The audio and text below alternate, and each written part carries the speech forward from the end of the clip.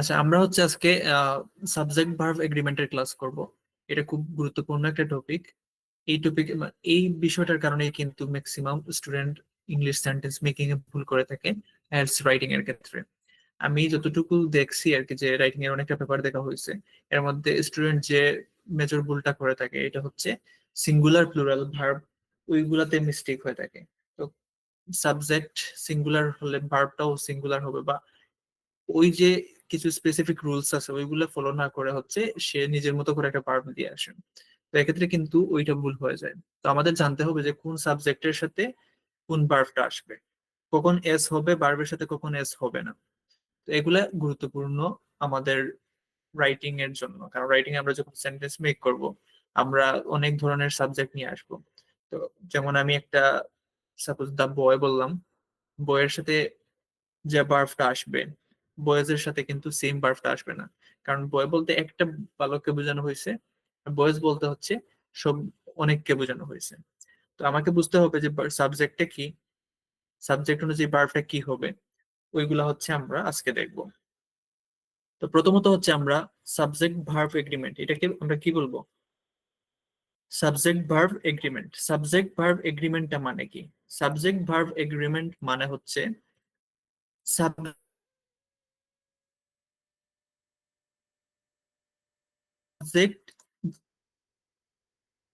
Number ওইটা অনুযায়ী হচ্ছে আমার ভার্বটা হবে। অর্থাৎ সাবজেক্ট ভার্ব এগ্রিমেন্ট হলো এমন একটি রুল বা এমন একটি গ্রামারের একটা টপিক যেখানে আমাদের সাবজেক্ট এবং ভার্বের মধ্যে মিল থাকতে হবে, না হলে সেন্টেন্সটা সম্পূর্ণ মানে কারেক্ট হবে না, সেন্টেন্সটা ভুল হয়ে যাবে। তো আমরা এখন হচ্ছে, যেমন আমি একটা এক্সাম্পল দিয়ে দেখাই আসলে সাবজেক্ট ভার্ব এগ্রিমেন্ট কি। সাবজেক্ট ভার্ব এগ্রিমেন্ট হচ্ছে সাবজেক্ট এবং সাবজেক্ট ও ভার্বের মধ্যে কি থাকতে হবে? নাম্বার অনুযায়ী মিল থাকতে হবে।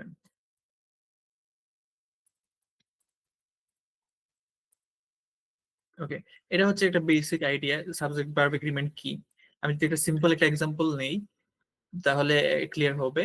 তারপর হচ্ছে আমরা বিস্তারিত যাবো যে কোনটার সাথে কি হবে। এখন জাস্ট একটা বেসিক আইডিয়া দিচ্ছি। যেমন আমি বললাম যে সি সি হচ্ছে থার্ড পারসন সিঙ্গুলার। এখানে থার্ড পারসন সিঙ্গুলার একজন বুঝাইছে, সিঙ্গুলার সাবজেক্ট, দ্যাটস ওয়াই ভার্বটাও হবে কি সিঙ্গুলার। তো আমরা জানি সাবজেক্ট যখন থার্ড পারসন সিঙ্গুলার হয় তখন ভার্বের সাথে কি হয়? ভার্বের সাথে এস আসে। শি রান না হয়ে কি হয়েছে? Every she runs every day.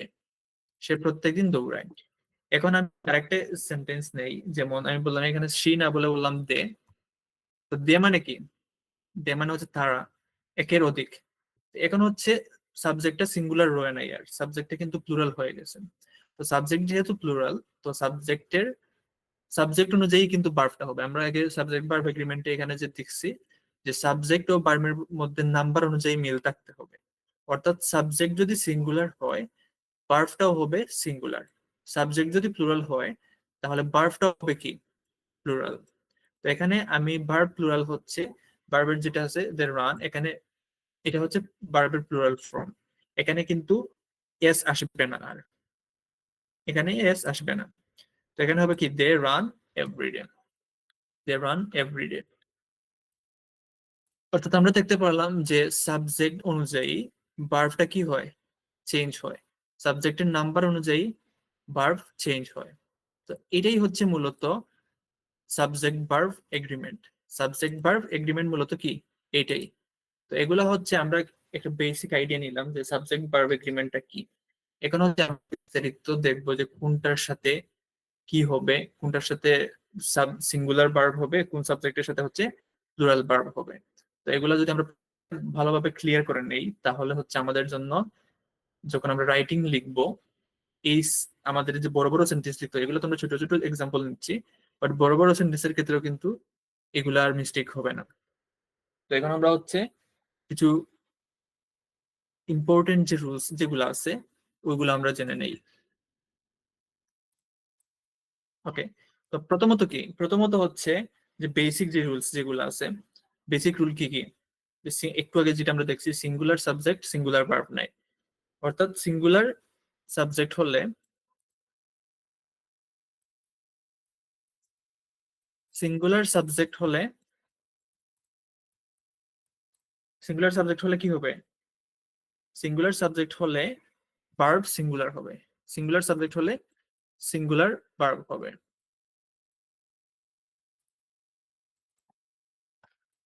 Singular subject হলে সিঙ্গুলার ভার্ব হবে। যেমন আমরা যদি একটা এক্সাম্পল নেই, যে দ্য বয় প্লেজ ফুটবল। ওকে, তো এখানে আমি কি লিখছি একটা এক্সাম্পলে, যে দ্য বয় প্লেজ ফুটবল। এখানে দ্য বয় মানে হচ্ছে একজন, একজন মানে ওই বালকটাকে আমি, ওই ছেলেটাকে আমি নির্দিষ্ট করে বলতে, ওই ছেলেটা ফুটবল খেলে। তো এখানে হচ্ছে third person singular, that's Y হচ্ছে কি আমরা ভার্বের সাথে এস আনছি। তার মানে সাবজেক্ট সিঙ্গুলার, ভার্বটাও কি এখানে singular, the boy plays football. এখন আমি বললাম যে আরেকটা যদি আমরা এক্সাম্পল নেই, এখানে কি নেওয়া যায়, যে কি বলা যায়, হি রাইটস এ লেটার, সে একটি লেটার লিখে। ওকে, তো এখানে কি সাবজেক্টটাও কিন্তু সিঙ্গুলার, থার্ড পারসন সিঙ্গুলার, এখানে ভার্বটাও কি হয়েছে, ভার্বের সাথেও এস যুক্ত হয়ে ভার্বটাও সিঙ্গুলার ফর্মে আসছে। তো এটা হচ্ছে বেসিক রুল। এটা হচ্ছে আমাদের জানতে হবে যে সিঙ্গুলার যদি সাবজেক্ট হয় ভার্বটাও হবে সিঙ্গুলার, সিঙ্গুলার সাবজেক্ট হলে কি হবে, ভার্বটাও হবে সিঙ্গুলার। ওকে, এটা হচ্ছে বেসিক রুল। আমরা আরো কিছু অ্যাডভান্সড রুলে যাব। আচ্ছা, সিঙ্গুলার বেসিক রুল আরেকটা আছে। বেসিক রুলটা হচ্ছে যে আমরা দেখলাম সিঙ্গুলার সাবজেক্ট হলে সিঙ্গুলার ভার্ব হয়। এক্ষেত্রে আরেকটা বেসিক রুল যেটা, এটা হচ্ছে যে সিঙ্গুলার যদি ভার্ব হয়, অর্থাৎ সরি প্লুরাল সাবজেক্ট হলে প্লুরাল ভার্ব হবে। আমরা রুলসটা ওই পেজে নিয়ে যাই। ওকে, তো সিঙ্গুলার সাবজেক্ট হলে সিঙ্গুলার ভার্ব হবে, আর প্লুরাল সাবজেক্ট হলে প্লুরাল ভার্ব হবে। রাইট।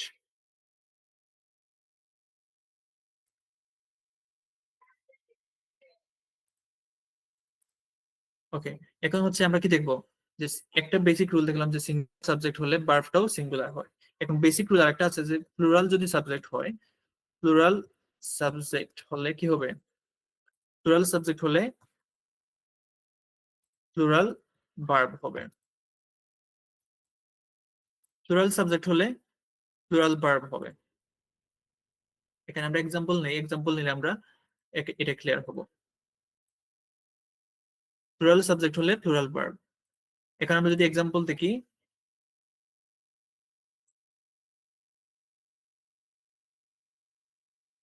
ওয়েট, ওকে এক্সাম্পল আমরা দেই। আমরা একটু আগে যে সেন্টেন্সটা লিখছি, যে এখানে দা বয় প্লেজ ফুটবল, তো এখানে আমরা একটা ভালো মানে একটা ছেলেকে বুঝেছি যে ওই ছেলেটা ফুটবল খেলে। এখন সেম সেন্টেন্সটা যদি আমরা এখানে নিয়ে আসি, এখানে যদি আমরা লিখি যে দা বয় না লিখে, এখানে আমি বয়ের সাথে এস যুক্ত করে এই সাবজেক্টটাকে কি করলাম, প্লুরাল করে ফেললাম। তো এখন দা বয়েজ বলতে এখানে কিন্তু একজন ছেলেকে বোঝায় না, এখানে অনেকগুলো ছেলেকে বোঝানো হয়েছে। তো এখানে সাবজেক্টটা কি, সাবজেক্টটা হচ্ছে এখানে প্লুরাল। দ্যাট মিনস সাবজেক্ট যদি প্লুরাল হয়, তাহলে আমাদের ভার্বটাও কি হতে হবে, প্লুরাল। আমরা আগে যেভাবে লিখছি যে দা বয় প্লেজ ফুটবল, একে সিঙ্গুলার সাবজেক্ট হয়েছিল বিদায় আমরা ভার্বের সাথে এস আনছিলাম। বাট এখানে যেহেতু সাবজেক্টটা প্লুরাল হয়েছে, তো আমাকে ভার্বটা তো প্লুরাল ফর্মে নিয়ে আসতে হবে। তো এখানে ভার্বের সাথে আর এস আসবে না, এখানে শুধুমাত্র প্লে হবে। The boys play football. এখানে এই সেন্টেন্সটাকে যদি আমি হি না বললে, এখানে বলি কি বলা যায়, যে হি না বলে আমি একের অধিক বললাম, যে দে, এখানে দে নিয়ে আসলাম, দে। তো এখানে কি, দেটা একের অধিক, তারা, দ্যাট মিনস এটা হচ্ছে প্লুরাল সাবজেক্ট হয়ে গেছে। প্লুরাল সাবজেক্ট হয়ে গেছে বিদায় হচ্ছে এইটা আমার আর রাইটস হবে না ভার্বটা, ভার্বটাও আমাকে প্লুরাল ফর্মে নিয়ে আসতে হবে। তো ভার্বটা হচ্ছে প্লুরাল ফর্মে নিয়ে আসতে হলে আমাকে আর এস রাখা যাবে না। অর্থাৎ ভার্বের যখন আমরা প্লুরাল ফর্মে লিখবো, তখন ভার্বের সাথে এস বা ইএস কখনো যুক্ত হবে না। যখন আমি সিঙ্গুলার ভার্ব নিব, তখন হচ্ছে আমি ভার্বের সাথে এস বা ইএস আনবো। এই দুইটা হচ্ছে আমাদের বেসিক নিয়ম সাবজেক্ট ভার্ব এগ্রিমেন্টের। এগুলা সচরাচর সবাই জানে, বাট ফলো করতে পারে না। এইটা আজ থেকে সবাই কেয়ারফুলি ফলো করতে হবে। ওকে, এখন হচ্ছে আমরা কিছু আরো অ্যাডভান্সড কিছু রুলসে যাব, যেগুলো আমাদের জানতে হবে। কারণ এগুলোর ক্ষেত্রে অনেক সময় মিস্টেক হয়ে যায়, এই মিস্টেকটা আবার করা যাবে না।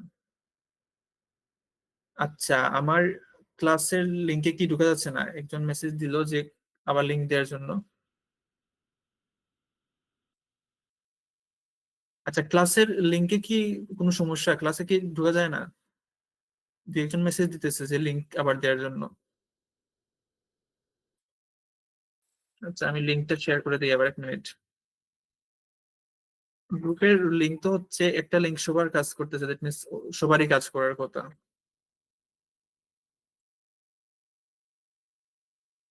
আচ্ছা, তো অনেকে মেসেজ দিচ্ছে যে লিংক আবার দেওয়ার জন্য। আমি বুঝি না, একটা লিংক তো সবার কাজ করলে বাকিদেরও কাজ করার কথা। আচ্ছা, যাই হোক, আমি লিংক দিয়ে দিচ্ছি অলরেডি।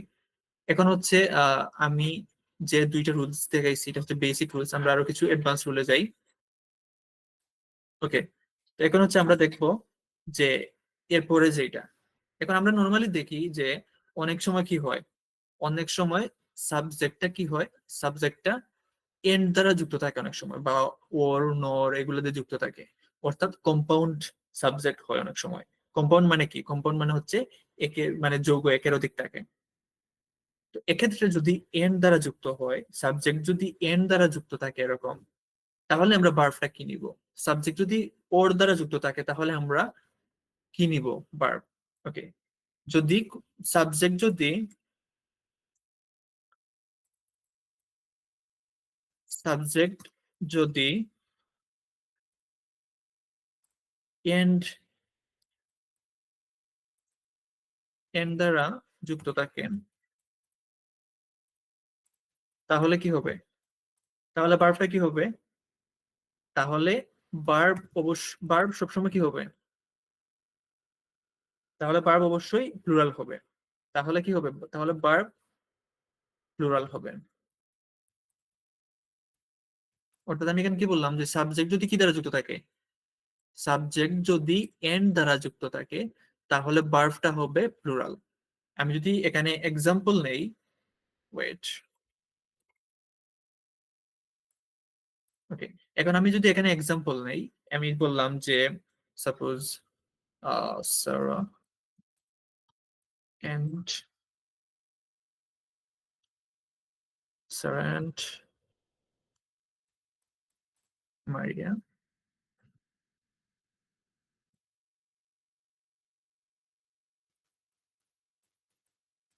ওকে, এখন হচ্ছে আমি কি এইটা যে সাবজেক্টটা বুঝতে পারছি, সাবজেক্টটা হচ্ছে এখানে এন্ড দ্বারা যুক্ত সাবজেক্ট। এখানে কি এন্ড দ্বারা যুক্ত সাবজেক্ট, যেমন সারা এন্ড মারিয়া। তো এটা কিন্তু সম্পূর্ণটাই হচ্ছে সাবজেক্ট, যেমন সারা এন্ড মারিয়া এই দুইটা মিলেই কিন্তু সম্পূর্ণ সাবজেক্ট। তো এখানে আমরা দেখতে পাচ্ছি যে সাবজেক্টটা কিন্তু এন্ড দ্বারা যুক্ত হয়েছে। তো যখন কোনো এরকম কোনো সাবজেক্ট এন্ড দ্বারা যুক্ত থাকবে, তখন ভার্ব যেটা আসবে, তো ওইটা হচ্ছে সব সময় প্লুরাল হবে। ভার্ব কি হবে? ভার্ব সব সময় প্লুরাল হবে। তার মানে এখানে আমরা লিখতে পারি কি, সারা এন্ড মারিয়া, আমি কি ইজ ফ্রেন্ডস লিখবো না আর ফ্রেন্ডস লিখবো? সারা এন্ড মারিয়া কি লিখবো? সারা এন্ড মারিয়া লিখবো are friends. Sarah and Maria are friends, কারণ এখানে এন্ড দ্বারা যুক্ত হয়েছে বিদায় এই দুইটা কিন্তু আর একটা সিঙ্গুলার বোঝাই নাই, এখানে একের অধিক হয়ে গেছে। সারা এবং মারিয়া দুইজন এখানে একের অধিক। এন্ড দ্বারা যুক্ত হলে সাবজেক্ট একের অধিক হয়ে যায়, একের অধিক হলে ওইটাকে আমরা প্লুরাল সাবজেক্ট বলি। আর প্লুরাল সাবজেক্ট বললে ওইটাকে আমরা ভার্বটাও যখন আনবো, ভার্বটাও আনবো কি প্লুরাল।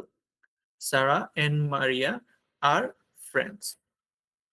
এখন আমি বললাম আরেকটা যদি এক্সাম্পল নেই, কি না যায়, he and his brother, he and his brother.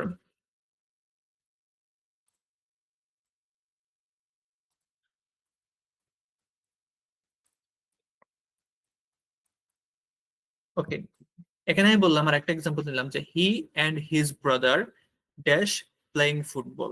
এখন আমাকে কেউ বলবেন যে এখানে ভার্বটা কি হবে? এখানে তো আমরা জানি যে কন্টিনিউয়াস আমরা নিয়েছি, he and his brother dash playing football, তো এটা হচ্ছে মেইন ভার্ব। প্লে এর সাথে আমরা আইএনজি আনছি কন্টিনিউয়াস, তো আমরা জানি কন্টিনিউয়াস এর আগে এম ইজ আর যে কোনো একটা বসবে, অক্সিলারি ভার্ব যেটা।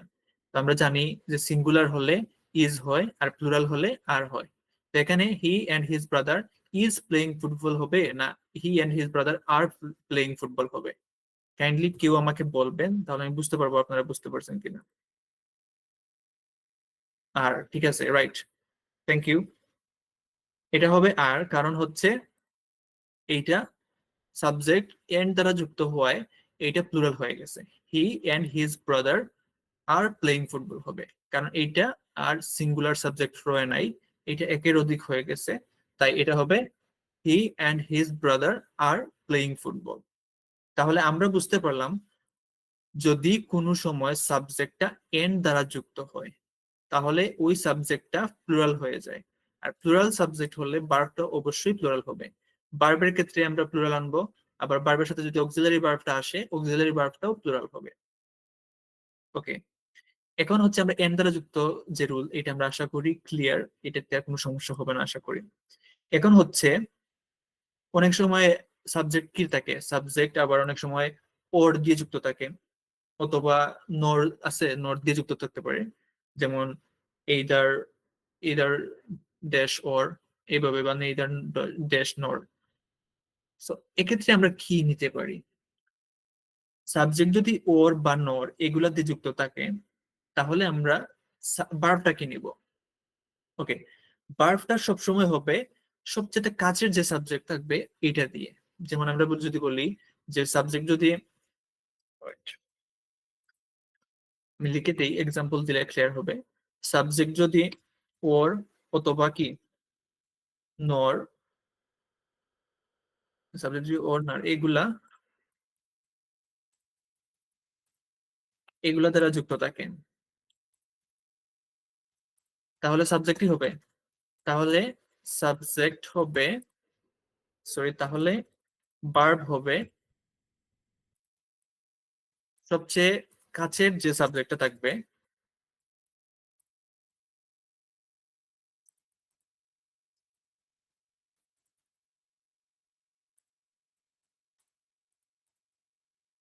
ওইটা অনুযায়ী। ওকে, এখানে আমি কি আনলাম, সাবজেক্ট যদি ওর বা নর এগুলা দিয়ে যুক্ত থাকে তাহলে ভার্ব হবে সবচেয়ে কাছের যে সাবজেক্ট ওইটা অনুযায়ী। এখন এটা কি, এটা মানে আমি কি বুঝাইছি ওইটা আমি এখন এক্সাম্পলে দেখবো। ওয়েট,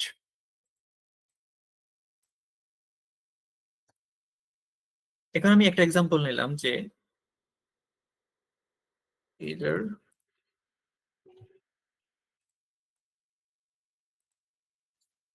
either the,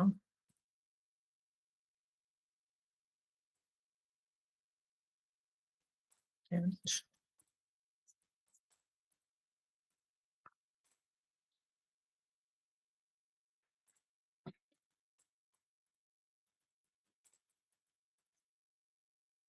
আমি বললাম either the cat or the dogs, wait, এটা তো আমি এটা দিচ্ছি, either the cat or the dogs are making noise।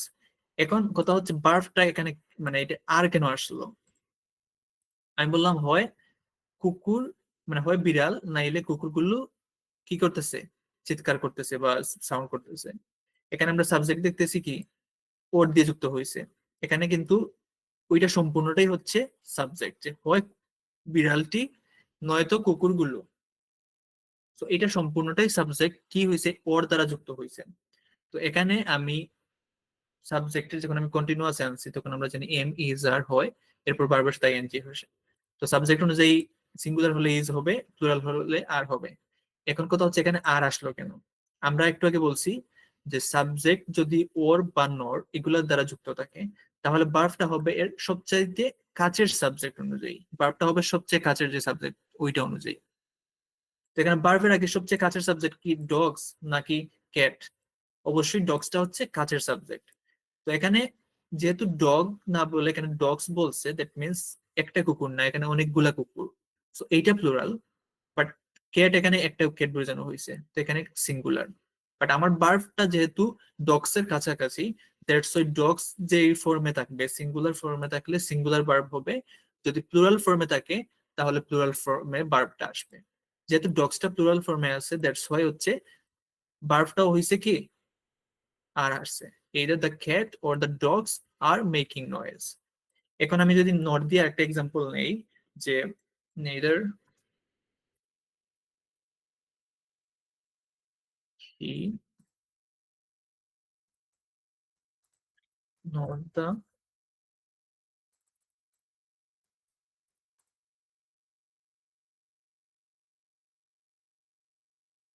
nor his parents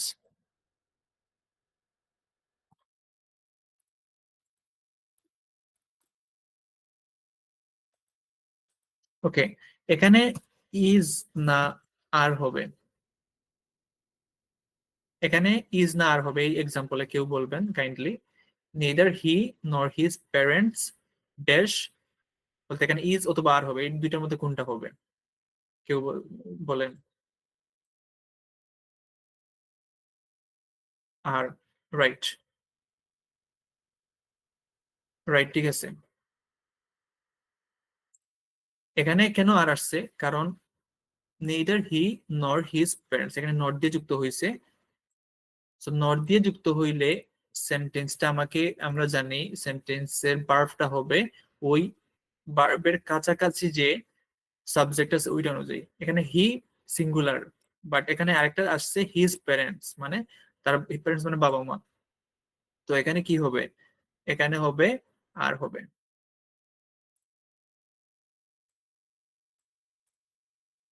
neither হি নর হিজ প্যারেন্টস আর রেডি। তো এখানে আরটা আসছে কারণ ওইটা প্যারেন্টসটা হচ্ছে প্লুরাল।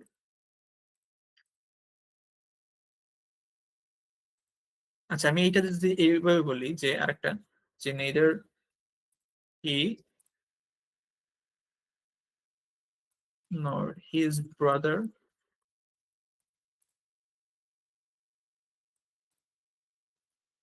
তখন এটা কি হবে, এটা কি আর ইজ হবে না আর হবে?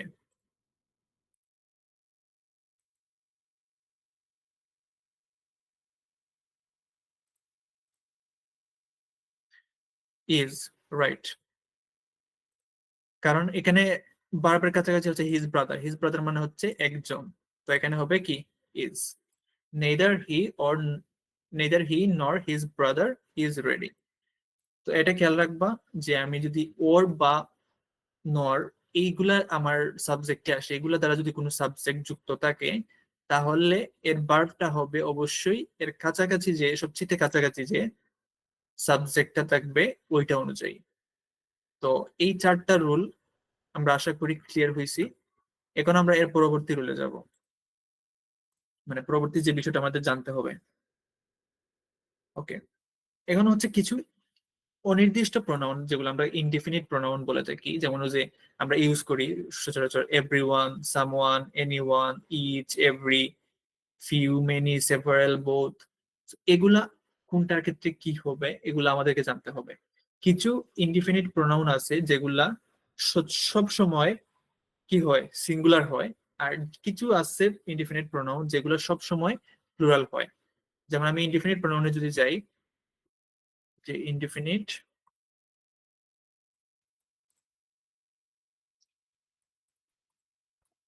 ইনডিফিনিট প্রোনাউন্স, ইনডিফিনিট প্রোনাউন মানে কি অনির্দিষ্ট প্রোনাউন, এটাকে বাংলায় বলে আর কি। তো এখানে কিছু নিয়ম আছে, যেমন আহ সব সময় সিঙ্গুলার হবে, কিছু ভার্ব আছে অলওয়েজ সিঙ্গুলার, আবার কিছু আছে কি সব সময় প্লুরাল হয়, সব সময় প্লুরাল হয় অলওয়েজ প্লুরাল।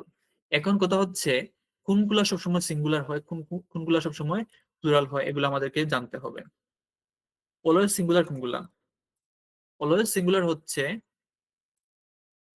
যে ইচ, এভরিওয়ান, তারপর হচ্ছে ইচ, এভরি, এনিওয়ান, সামওয়ান, তারপর নোবডি, এগুলা সবসময় কি হয় সিঙ্গুলার হয়, যেমন ইচ, তারপর আমি নিলাম কি এভরি, ইচ, এভরি। তারপর আর কি আসে? তারপর আসে এনিওয়ান, সামওয়ান। তারপর আসে কি নবডি।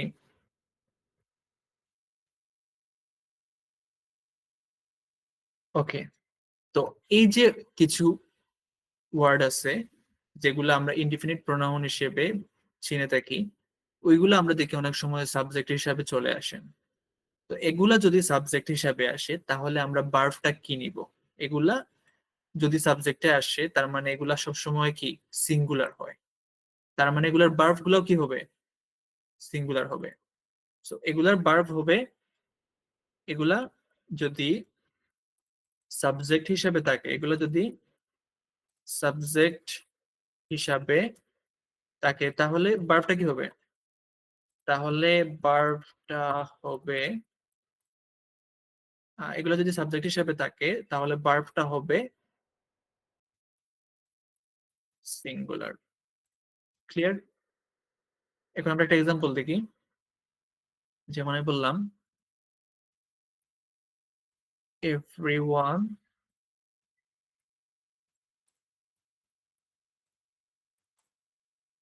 এভরিওয়ান ইজ, আরেকটা নিলাম আমি আর, everyone is or are happy, এটা কি হবে আমাকে বলবা কেউ? এভরিওয়ান ইজ হবে না এভরিওয়ান আর হবে? ওকে, এভরিওয়ান ইজ হ্যাপি, এক্স্যাক্টলি এটা হবে এভরিওয়ান ইজ হ্যাপি।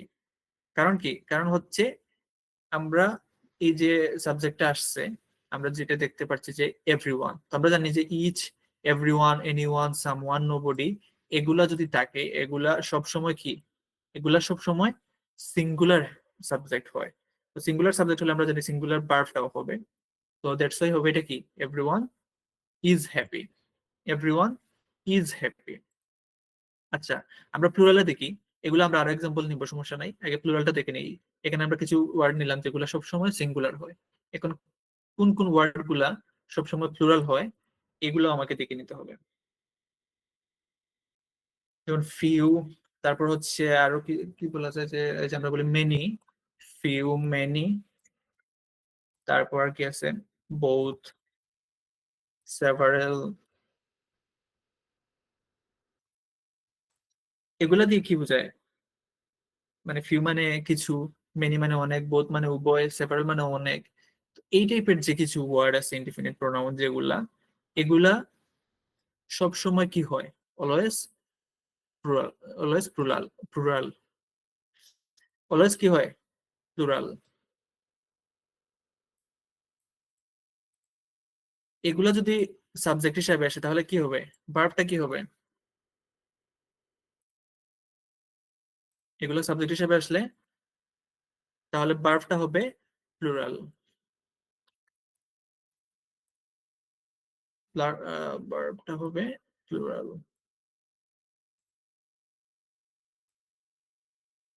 ওকে, তো আমরা একটা এক্সাম্পল নেই, এক্সাম্পল নিলে আমরা আরো ক্লিয়ার হব। আমি বললাম সাপোজ আজকের ক্লাসে অনেকেই কিন্তু অ্যাবসেন্ট, মেনি স্টুডেন্টস। আমি এটা বলি many students.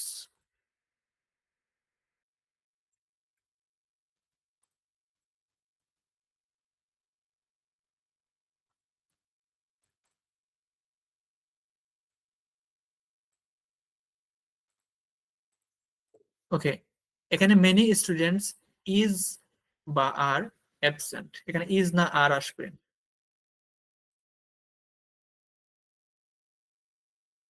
Okay, many students are absent, right. এখানে কেন আর আসবে? কারণ আমরা জানি যদি মেনি যুক্ত থাকে সেন্টেন্স মানে সাবজেক্ট হিসেবে আসে মেনি, তাহলে এটা হবে অলওয়েজ প্লুরাল। এখানে আমরা আগে দেখছিলাম যে যদি এই যে কিছু ওয়ার্ড আছে each, every, anyone, someone, nobody, এগুলা থাকলে কি হয়? এগুলা থাকলে হয় সবসময় সিঙ্গুলার। এখন হচ্ছে each, every, anyone, someone, nobody, ওইটা দিয়ে একটা সেন্টেন্স, আর হচ্ছে অলওয়েজ প্লুরাল যেগুলো ফিউ, মেনি, বোথ, সেভারেল, ওইগুলা দিয়ে আমাকে একটা সেন্টেন্স সবাই লিখে দেন। আমি দেখি আপনারা বুঝতে পারছেন কিনা। এটা হচ্ছে ইন্টারেক্টিভ ক্লাস হবে, আপনাদের জন্য ভালো হবে আপনারা যদি ইনস্ট্যান্ট কোনো একটা সেন্টেন্স মেক করেন। আমি শুধু বলে গেলাম আর আপনারা দেখে গেলেন হবে না। আপনারাও ট্রাই করেন একটা সেন্টেন্স বানানোর জন্য, দেখি আমি হয় কিনা। ইচ, তারপর হচ্ছে এভরি, এনিওয়ান, সামওয়ান, নোবডি, এগুলা দিয়ে একটা সেন্টেন্স বানান যে কোনো একটা। তারপর হচ্ছে কি এটা, একটা কি দেখছিলাম আমরা, ফিউ, মেনি, সেভারাল, বোথ, এগুলা দিয়ে একটা সেন্টেন্স বানান। সিম্পল যেগুলো একবার মানে নর্মাল একটা সেন্টেন্স বানান।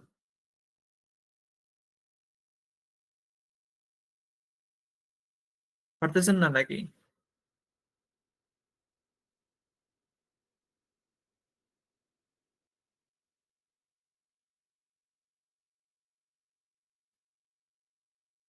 Each person is ready for final exam, ঠিক আছে, কারেক্ট।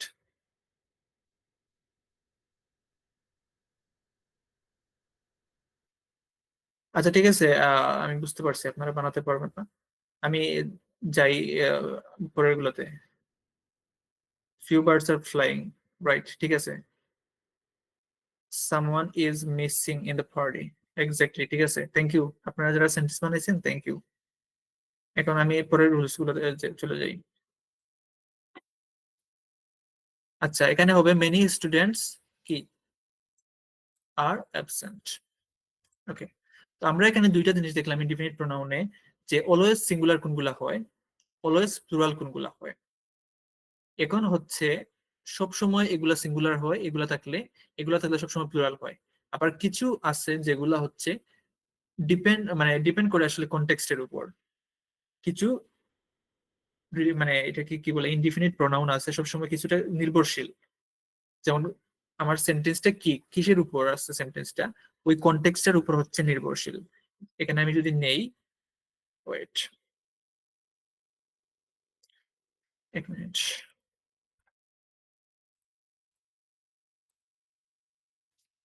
আমরা এইগুলা এখন দেখবো, ওইটা আমি এটাতে অর্গানাইজ করে নেই। আমরা এখন এটাতে যাব। তো এখন হচ্ছে কিছু আছে যেগুলা ডিপেন্ডস অন দা কনটেক্সট, অর্থাৎ কনটেক্সটের উপর নির্ভরশীল।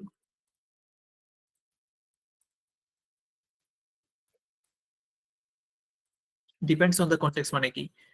এটা আসলে এইগুলা দেখলে যে সিঙ্গুলার হবে এমন না, প্লুরাল হবে এমন না, এটা আমি ডিসাইড করে নিতে পারবো না। আমাকে সেন্টেন্সটা দিতে হবে, সেন্টেন্সের কনটেক্সটটা বুঝতে হবে, ওই অনুযায়ী আমাকে কি করতে হবে, ভার্বটা নিতে হবে। ওকে, তো এগুলা কি কি আছে এগুলো আমরা দেখে নেই। যেমন আমি বললাম, সাপোজ সাম, অল, সাম অল, তারপর হচ্ছে মোস্ট, তারপর নাম। এই টাইপের যে কিছু ইনডিফিনিট প্রোনাউন আছে, সাম, অল, মোস্ট, নান, ওইগুলো হচ্ছে আসলে আমি দেখলেই হচ্ছে যে সিঙ্গুলার নিয়ে নিব, প্লুরাল নিয়ে নিব, ভার্ব এমন না। এগুলো আমাকে কনটেক্সটটা বুঝতে হবে, কনটেক্সট বুঝে দেন হচ্ছে আমাকে ওই সেন্টেন্সটা, ওই সেন্টেন্সে কি ভার্ব হবে, সিঙ্গুলার ভার্ব হবে না প্লুরাল ভার্ব হবে, ওইটা আমাকে ডিসাইড করতে হবে। এখন আমি এক্সাম্পল দিয়ে দেখাচ্ছি, ওয়েট। ওকে, আমি বললাম যে সাম অফ দা, সাম অফ দা কি বলা যায়, some of the cake, some of the cake is eaten, some of the cake is eaten. এখানে সাম আসছে সেন্টেন্সের শুরুতে, এখন হচ্ছে এখানে ইজ আসছে। আমি আরেকটা এক্সাম্পল নেই, some of the students are absent, আজকে বললাম যে কিছু অ্যাবসেন্ট, আজকে আগে যেটা বলছিলাম যে কিছু অনেকে অ্যাবসেন্ট, তো আমি এখন সাম দিয়ে বললাম কিছু স্টুডেন্ট আজকে অ্যাবসেন্ট। এখানে আর আসছে, এখানে কিন্তু সাম আসছে। ওকে, এখন আমি দুইটা সেন্টেন্স নিলাম, দুইটাই কিন্তু সাম দিয়ে শুরু হয়েছে, বাট একটা হচ্ছে ভার্ব আমি ইজ আনছি, আর একটা আমি ভার্ব আনছি কি আর। কেন আমি এটাতে ইজ আনলাম, কেন এটাতে আমি আর আনলাম?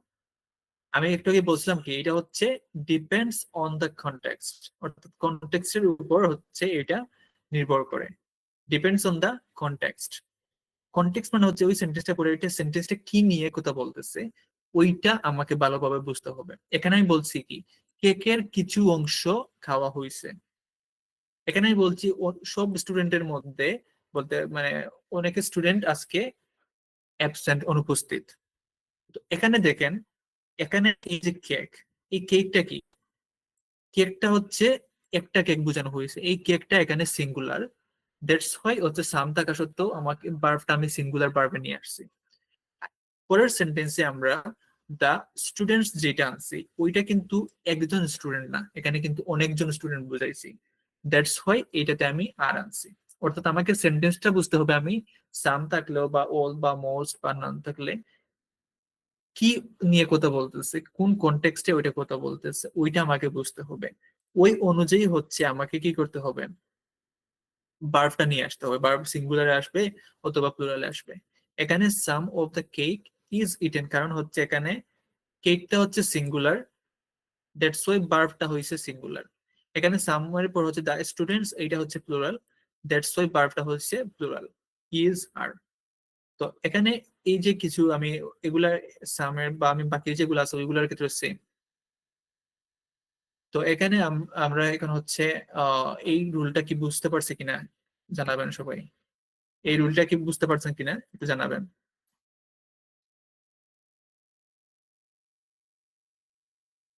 জি, ওকে, থ্যাংক ইউ। বুঝতে পারলে হয়েছে। এখন হচ্ছে আমরা আরো কিছু দেখবো। ওকে, থ্যাংক ইউ। আচ্ছা, এখন হচ্ছে আমরা আরেকটা রুলসে যাই। ওইটা কি নিব, ওইট। এখন হচ্ছে আমরা আগে কতটুকু পর্যন্ত দেখছি আমরা, 5 নাম্বার পর্যন্ত। 5 নাম্বার পর্যন্ত আমরা যেটা দেখে আসছি এগুলা হচ্ছে, প্রথমত আমরা দেখছি কিছু বেসিক রুল আছে, যে সিঙ্গুলার সাবজেক্ট হলে সিঙ্গুলার ভার্ব হবে, প্লুরাল সাবজেক্ট হলে প্লুরাল ভার্ব হবে। তারপর হচ্ছে সাবজেক্ট যদি এন্ড দ্বারা যুক্ত থাকে তাহলে ভার্ব কি হবে, ভার্বটা হবে প্লুরাল। ওকে। তারপর হচ্ছে সাবজেক্ট যদি ওর বা নর এগুলা দ্বারা যুক্ত থাকে তাহলে ভার্ব হবে সবচেয়ে কাছের যে সাবজেক্ট ওইটা অনুযায়ী। তারপর হচ্ছে আমরা দেখলাম যে ইনডিফিনিট প্রোনাউন যেগুলা সবসময় সিঙ্গুলার হয়, এগুলা এমন কিছু ওয়ার্ড দেখলাম আমরা, এমন কিছু প্রোনাউন দেখলাম। তারপর হচ্ছে সবসময় প্লুরাল, প্লুরাল হয় এমন কিছু আমরা প্রোনাউন দেখলাম। তারপর হচ্ছে সিঙ্গুলারও হতে পারে আবার প্লুরালও হতে পারে, কনটেক্সট অনুযায়ী। ওইটা আমরা এখানে কিছু ওয়ার্ড দেখলাম। ওকে। তো এখন হচ্ছে আমরা নতুন আর একটা দেখি। ওয়েট।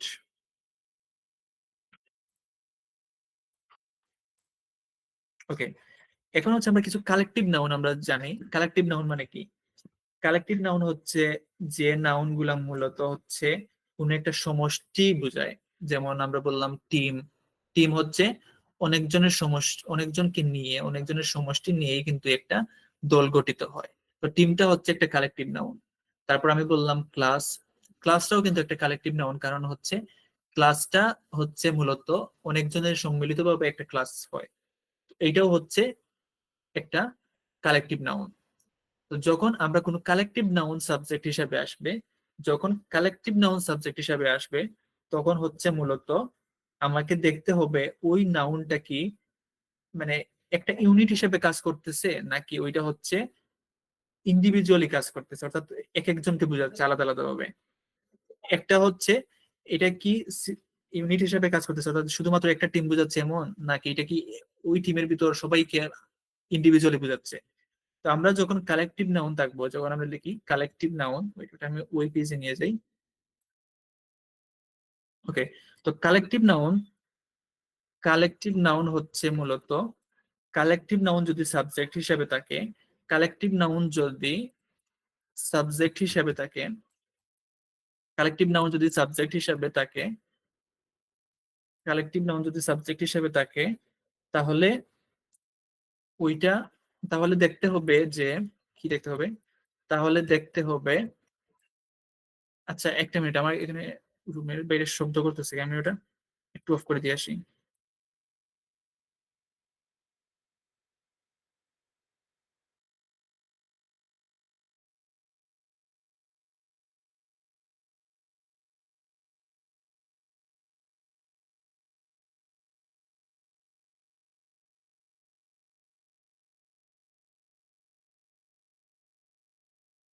এই হ্যালো, আচ্ছা, সরি, আমি হচ্ছে বাইরে শব্দ করতেছিল, জাস্ট ওইটা অফ করে দিয়ে আসলাম আর কি, বলে দিলাম।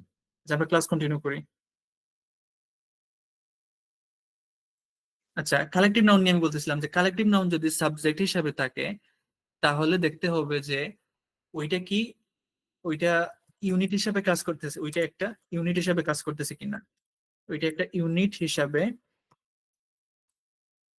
কাজ করতেছে কি না, বা ওইটা কি ইন্ডিভিজুয়ালি সবাইকে বোঝাচ্ছে।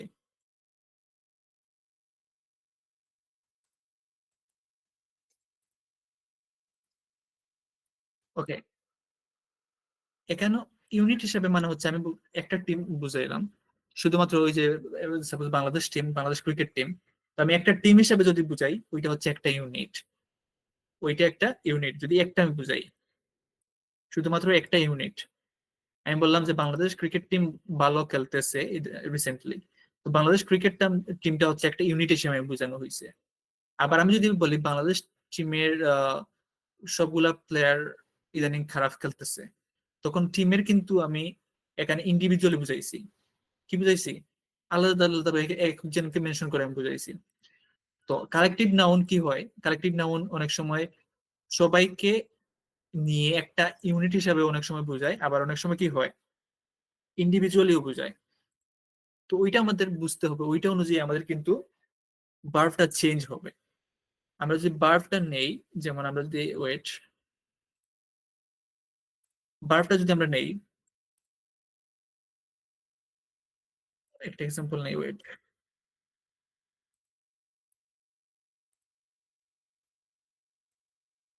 ওকে, এক্সাম্পল আমরা নেই এখানে।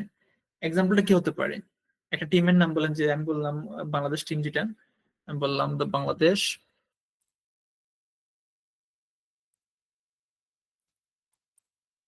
The Bangladesh cricket, the Bangladesh cricket team কি হবে?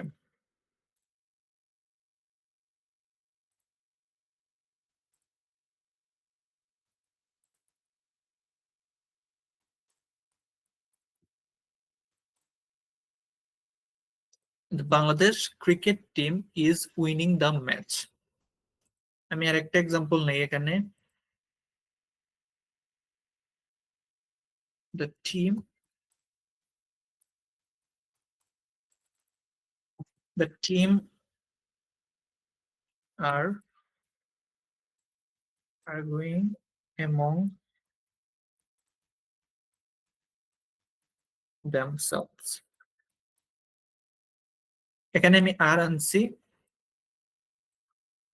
এখানে আমি কি আনছি, ইজ আনছি। আর এখানে আছে আমি বাংলাদেশ ক্রিকেট টিম না দিই, আমি শুধুমাত্র টিম দেই, তাহলে বুঝতে ইজি হবে। ওকে, এখন কথা হচ্ছে the team is winning the match আর the team are arguing among themselves. এখানে দুইটাই সাবজেক্ট, দ্য টিম, একটা টিম, এইটাও টিম, বাট আমি এক এক জায়গায় লিখছি ইজ আর এক জায়গায় লিখছি আর। ওইটা কেন হয়েছে, ওইটা কি কেউ বলতে পারবো? আমি এখানে বলছিলাম আগে যে কালেকটিভ নাউন যদি একটা ইউনিট হিসেবে কাজ করে, তখন একরকম ভার্ব হবে। আর যখন হচ্ছে একটা মানে ইন্ডিভিজুয়ালি আলাদা আলাদা ভাবে বুঝাবে এক একজনকে, তখন হচ্ছে ওইটা কি হবে, ওইটা হবে আরেকটা ভার্ব। তো যদি ইন্ডিভিজুয়ালি কাজ করে বা ইউনিট হিসেবে কাজ করে, তো কি হবে? যেমন আমি বললাম ইউনিট হিসেবে যদি কাজ করে, একটা ইউনিট হিসেবে,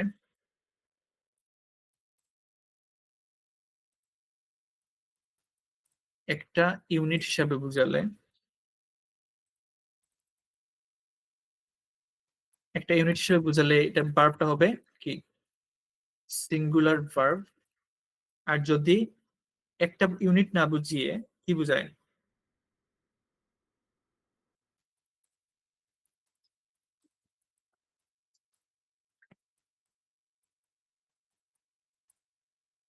ইন্ডিভিজুয়াল বুঝায়, তাহলে ভার্বটা হবে কি, প্লুরাল ভার্ব।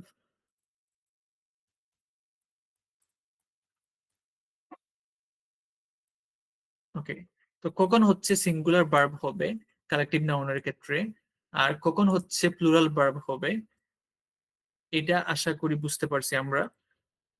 যে যদি সিঙ্গুলার লাইক একটা ইউনিট হিসেবে বোঝায় তখন হবে সিঙ্গুলার, যদি ইন্ডিভিজুয়াল বোঝায় তাহলে প্লুরাল হবে। এখানে আমরা যে এক্সাম্পলটা নিয়ে আসছি ওইটা হচ্ছে the team is winning the match. এখানে আমি টিমটাকে কিন্তু একটা ইউনিট হিসেবে বোঝাচ্ছি যে টিম, ওই দলটা ম্যাচটা জিততেছে। তো এখানে টিমটা এখানে একটা ইউনিট হিসেবে আসতেছে, দ্যাটস ওয়াই এটার ভার্বটা হয়েছে সিঙ্গুলার। এখানে আমি একটা এক্সাম্পল নিছি যে the team are arguing among themselves, অর্থাৎ এখানে টিম দিয়ে আমি কিন্তু টিমের প্লেয়ারদের বুঝাচ্ছি, যে টিমে যারা আছে মানে এক একজন এক একজনের সাথে কি করতেছে, তর্ক বিতর্ক এগুলা করতেছে। The team are arguing among themselves. তো যখন আমরা একটা ইউনিট হিসাবে কালেকটিভ নাউনটাকে নিয়ে আসব তখন হচ্ছে ওইটা সিঙ্গুলার ভার্ব হবে। আর যখন আমি একটা কালেকটিভ নাউনকে ইউনিট হিসেবে না বুঝিয়ে ইন্ডিভিজুয়াল হিসেবে বুঝাবো তখন ওই ভার্বটা কি হবে, প্লুরাল ভার্ব হবে। আচ্ছা, এই রুলটা সম্পর্কে কি সবাই বুঝতে পারছেন কিনা? কোনো কোয়েশন থাকলে বলেন। এই রুল সম্পর্কে কি কোনো বুঝতে পারছে কিনা?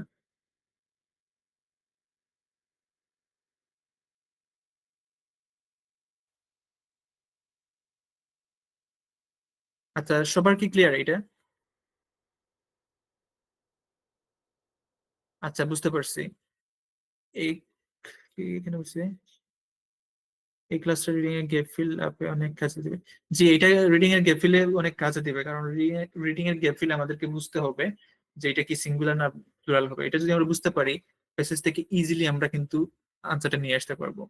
ওইগুলা বোঝা কিন্তু খুব, শুধুমাত্র যে রাইটিং এ কাজে দিবে এমন না, ওইটা আপনাকে রিডিং এ ইভেন লিসেনিং এও হেল্প করবে। লিসেনিং এ কিন্তু আমাদের সিঙ্গুলার প্লুরাল যখন শুনি মানে এস বাই এস বলছে কিনা এটা কনফিউজ হয়ে যায়।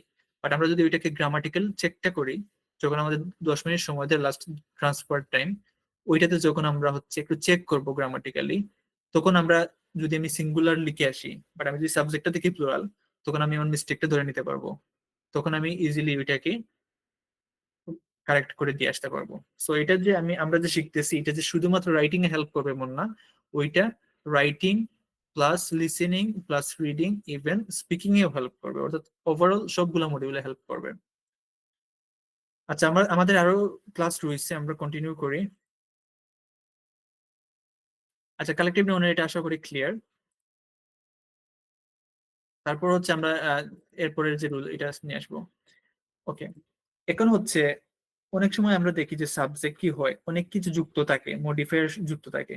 যেমন আমরা কিছু ওই যে আমরা মডিফায়ার আমরা পড়ে আসছি এর আগের ক্লাসগুলোতে, যে আমরা বললাম কি যে এমন একজনকে সাবজেক্ট বলছি, সাবজেক্ট বলে কমা দিয়ে ওই সাবজেক্ট সম্পর্কে আমরা আরো কিছু ইনফরমেশন নিয়ে আসি। ওই সাবজেক্ট সম্পর্কে আমরা কি আরো অনেক কিছু ইনফরমেশন নিয়ে আসি। তো এক্ষেত্রে আমরা কি করব? এক্ষেত্রে আমরা কিভাবে বার্বটা আনবো? এখানে বার্বটা কি সিঙ্গুলার হবে নাকি প্লুরাল হবে? তো আমরা এই 7 নম্বর রুলটা দেখি। সাবজেক্ট যদি সাবজেক্ট যদি থাকে মডিফায়ার্স সহ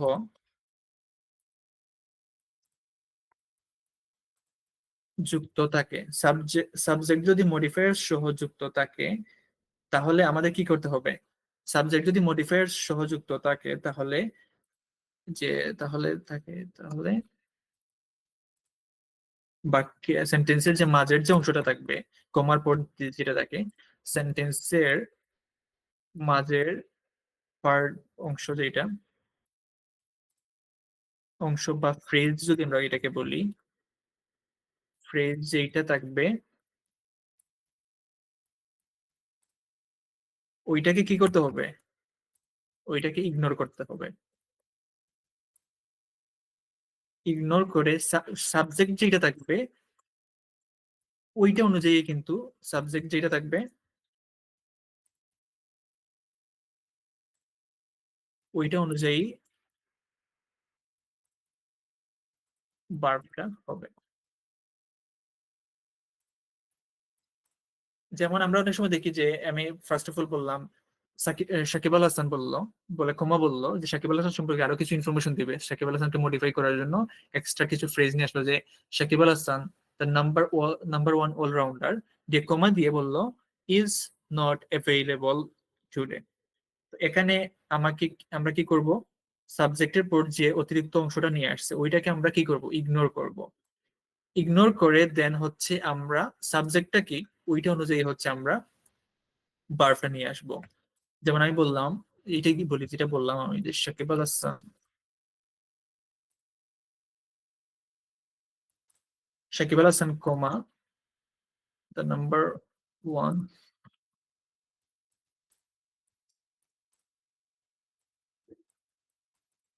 অলরাউন্ডার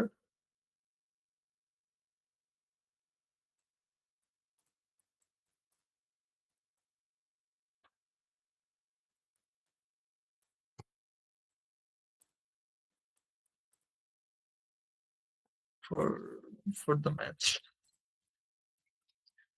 ওকে, সাপোজ বর্তমানে বাংলাদেশের যে খেলা চলতেছে ওয়েস্ট ইন্ডিজের সাথে ক্রিকেট, তো এখানে হচ্ছে সাকিব আল হাসান কি আজকের ম্যাচে, সাপোজ আজকে বাংলাদেশের ওয়েস্ট ইন্ডিজের ম্যাচ, ওয়ান ডে ম্যাচ, আমি বলতে চাচ্ছি যে সাকিব আল হাসান মানে আজকের ম্যাচের জন্য অ্যাভেলেবল না। তো এখন হচ্ছে আমি সাকিব আল হাসান বললাম, সাকিব আল হাসান বলে দেন সাকিব আল হাসান সম্পর্কে আমি আরো কিছু এক্সট্রা ইনফরমেশন অ্যাড করছি কমা দিয়ে। ওইটা কেন আনছি, ওইটা হচ্ছে আমি মডিফায়ার হিসেবে আনছি সাকিব আল হাসান। আমি সাকিব আল হাসানটা কে, সাকিব আল হাসান হচ্ছে দ্য নাম্বার ওয়ান অলরাউন্ডার, দিয়ে কমা দিছি, দিয়ে আমি হচ্ছে আবার গ্যাপ আনছি, এখানে আমাদের বার্ফটা আসবে। তো এখানে কি আমার বার্ফটা ইজ হবে নাকি আর হবে?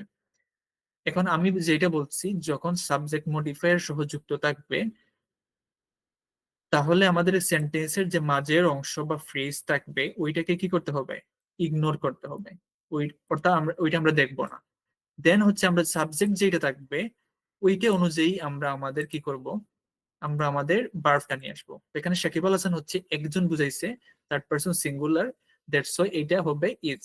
সাকিব আল হাসান ইজ হবে, Sakib Al Hasan is not available for the match. তো এখানে আরটা আসবে, আরটা কিন্তু আসবে না।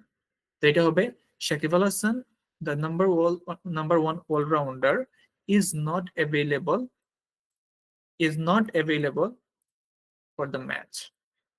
তো এটা রাইটিং এর ক্ষেত্রে হেল্প করবে। ইভেন আমরা যখন রিডিং করব, রিডিং এর ক্ষেত্রে আমরা যখন গ্যাপ ফিল বা যে কোনো কিছু করব, তখন হচ্ছে আমাদের কি করতে হবে, আমাদের এই টাইপের আমরা অনেক কিছু পাবো। আমরা যখন কোনো একটা আনসার খুঁজবো, কমা দিয়ে যদি কোনো একটা অংশ থাকে এটাকে ইগনোর করে যেতে হবে, তাহলে আমাদের সময়টা সেভ হবে। আমাদের কিন্তু এখান থেকে মেইন বারটা শুরু হয়েছে, এগুলো জাস্ট একটা অতিরিক্ত মডিফায়ার হিসেবে কাজ করে, অতিরিক্ত ইনফরমেশন দেয়, এগুলো আমাদের পড়ার প্রয়োজন নাই। তো এটা কিন্তু একটা ইম্পর্টেন্ট রুল, কারণ এটা আমাদের রিডিং প্লাস রাইটিং দুইটাতেই হেল্প করবে। এটা কি কোনো কোয়েশন আছে এটা সম্পর্কে, এটা নিয়ে কোনো কোয়েশন আছে এই রুল নিয়ে?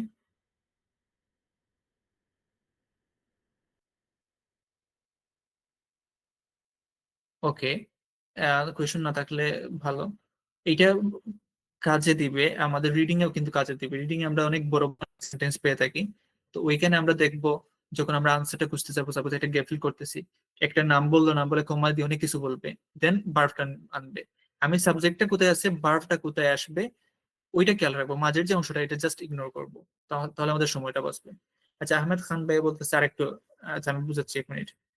তো এখানে আমি বলে দিই, প্রথমত হচ্ছে সাবজেক্ট যদি মডিফায়ার সহ যুক্ত থাকে, অর্থাৎ সাবজেক্টের পর যদি অতিরিক্ত কোনো ফ্রেজ থাকে যেটা হচ্ছে সাবজেক্টকে মডিফাই করার জন্য, সাবজেক্ট সম্পর্কে অতিরিক্ত কোনো তথ্য দেওয়ার জন্য আসে, তাহলে ওই ফ্রেজটাকে, ওই যে অংশটা ওইটাকে আমি ইগনোর করে সাবজেক্ট যেটা থাকবে ওইটা অনুযায়ী আমি শুধুমাত্র আমার ভার্বটা নিয়ে আসবো। তো এখানে সাকিব আল হাসান পরে আমি কমা দিয়ে তার নাম্বার ওয়ান অলরাউন্ডার বললাম, কারণ সাকিব আল হাসান কে ওইটা আমি সাকিব আল হাসান সম্পর্কে অতিরিক্ত ইনফরমেশন দেওয়ার জন্য নিয়ে আসছি।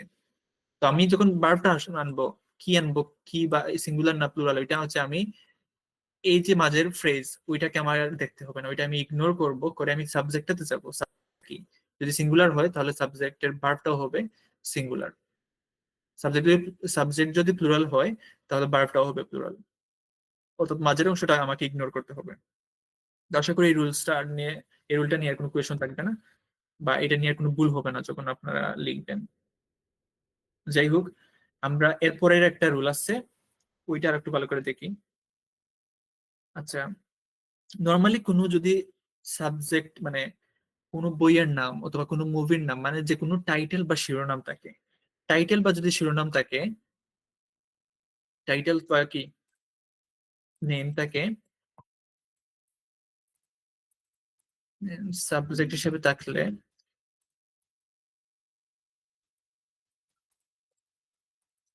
যদি কোনো সাপোজ একটা মুভির নাম অথবা একটা বইয়ের নাম, এভাবে কোনো একটা কিছুর নাম সাবজেক্ট হিসেবে আসে, তাহলে কি হয়? তাহলে টাইটেলস বা নেম সাবজেক্ট হিসেবে থাকলে, যেমন আমি যদি যেমন বললাম, একটা এক্সাম্পল দিয়ে দিই যে বুকস, তারপর হচ্ছে মুভিজ, তারপর হচ্ছে সাপোজ কোনো অর্গানাইজেশন,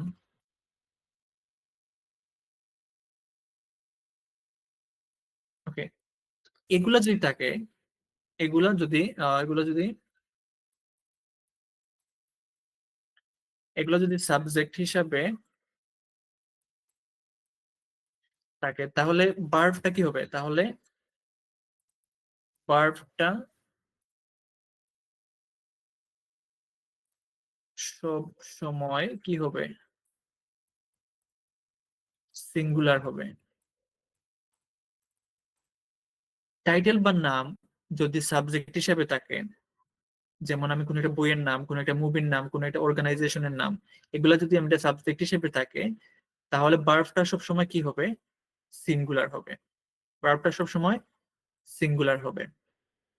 এখন আমি ওয়েট পরের পেজে নিয়ে এক্সাম্পল দেখাই।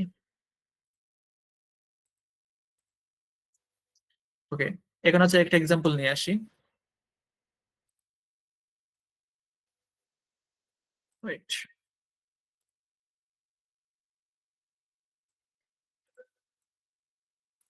ওকে, তো এখানে আমি একটা এক্সাম্পল নিয়ে আসি। এক্সাম্পল কি নেওয়া যায়? সাপোজ একটা মুভির নাম বললাম আমি, এখানে যদি এভাবে দেই যে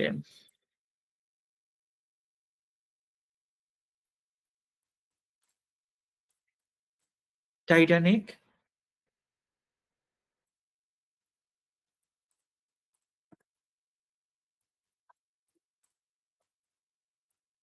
ওকে, তো এখানে আমি একটা মুভির নাম নিয়ে আসলাম, মুভির নাম নিয়ে বললাম আমি Titanic is a famous movie, অথবা Titanic are a famous movie. এখানে বল, ইজ হবে না আর হবে? এটা বলবেন, ইজ না আর হবে?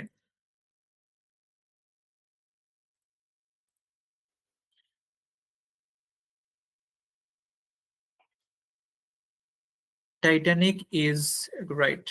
ইজ কেন? ইজ কারণ হচ্ছে টাইটানিকটা হচ্ছে একটা মুভির নাম। তো আমরা জানি যে কোনো কিছু টাইটেল অথবা যদি নাম সাবজেক্ট হিসেবে থাকে কোনো কিছু, তাহলে ওইটা হবে কি? ওইটা হবে সিঙ্গুলার ভার্ব। আমরা আরেকটা নেই, আরেকটা মুভির নাম নেই, যেমন আমি বললাম, কি বলা যায়, game of Thrones, game of Thrones না বলে অন্যটা বলি, লর্ড অফ, গুলো আশা করি ক্লিয়ার হবে রুলস গুলা। The Lord of the Rings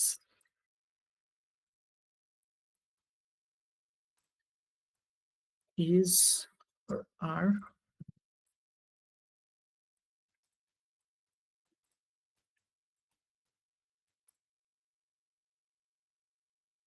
এখানে ইজ না আর হবে। দ্য এটা একটা মানে নোভেলের নাম। The Lord of the Rings is an epic novel, অথবা the Lord of the Rings are an epic novel, দুইটার মধ্যে কোনটা হবে?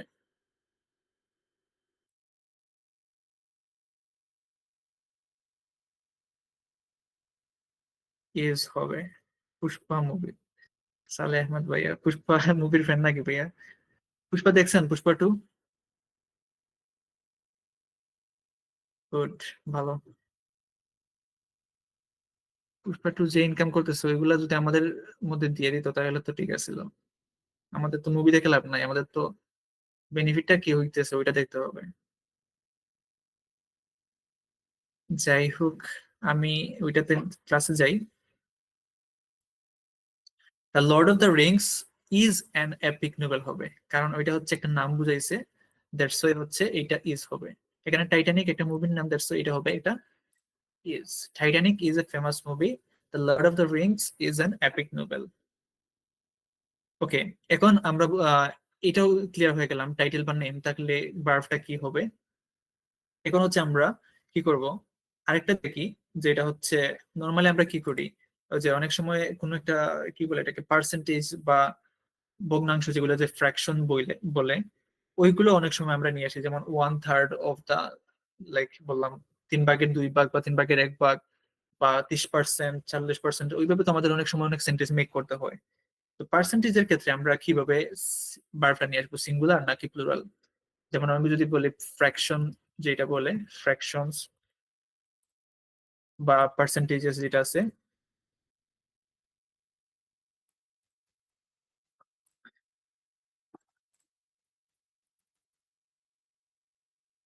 আচ্ছা, ভার্বটা কি করে, ভার্বটা অফ এর পরে যে নাউন থাকবে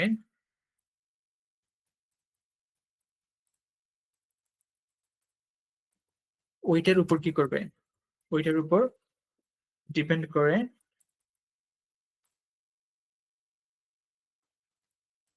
ভার্বটা আসবে। ওকে, ফ্র্যাকশন বা পার্সেন্টেজের ক্ষেত্রে আমরা নর্মালি কি করি, অনেক সময় অনেকে কনফিউজড হয়ে যায় যে আমি ইজ বসাবো না আর বসাবো। তো এটার জন্য আমি এই রুলটা দিয়ে দিলাম যে আমাদের যে অফ থাকবে, পার্সেন্টেজের ক্ষেত্রে তো সবসময় অফ থাকে, যে বললাম 1/3 অফ দ্য ড্যাশ বা 50% অফ দ্য স্টুডেন্টস, এভাবে বললাম। তো এখানে পার্সেন্টেজ বা আমরা ফ্র্যাকশন যেইটাই নিই না কেন, ওইটাতে তো সবসময় অফ আসে। আর যখন হচ্ছে আমরা অফ আনবো, অফের পরে যে সাবজেক্টটা থাকবে বা যে নাউনটা থাকবে, ওইটার উপর ডিপেন্ড করে আসলে আমরা কি করব, ওইটার উপর ডিপেন্ড করেই আমরা হচ্ছে বার্ফটা নিয়ে আসবো। ওকে, আমি এক্সাম্পল দেখাই, wait.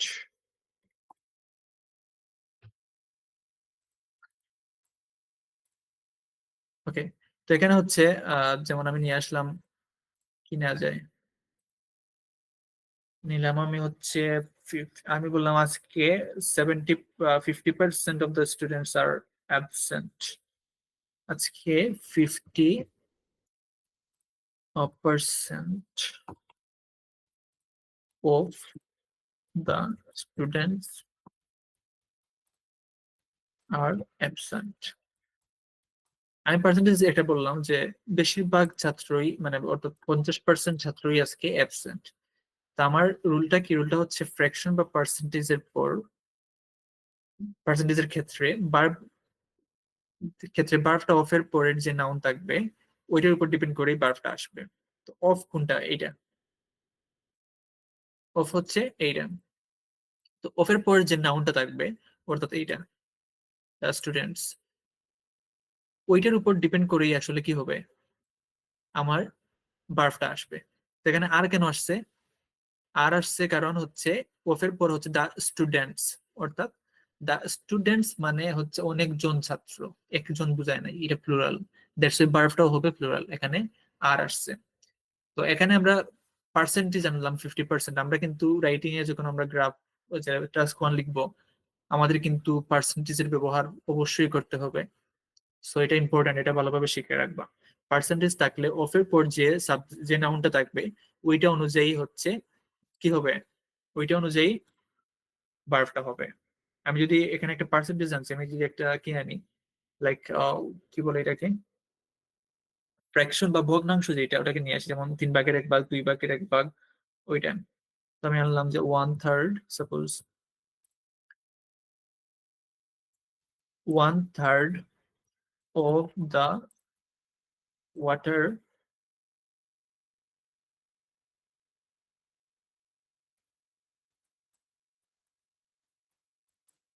1/3 of the water is অথবা আর গন। এখানে অফ আছে, অফের পর সাবজেক্টটা কি, নাউনটা কি, নাউনটা হচ্ছে water.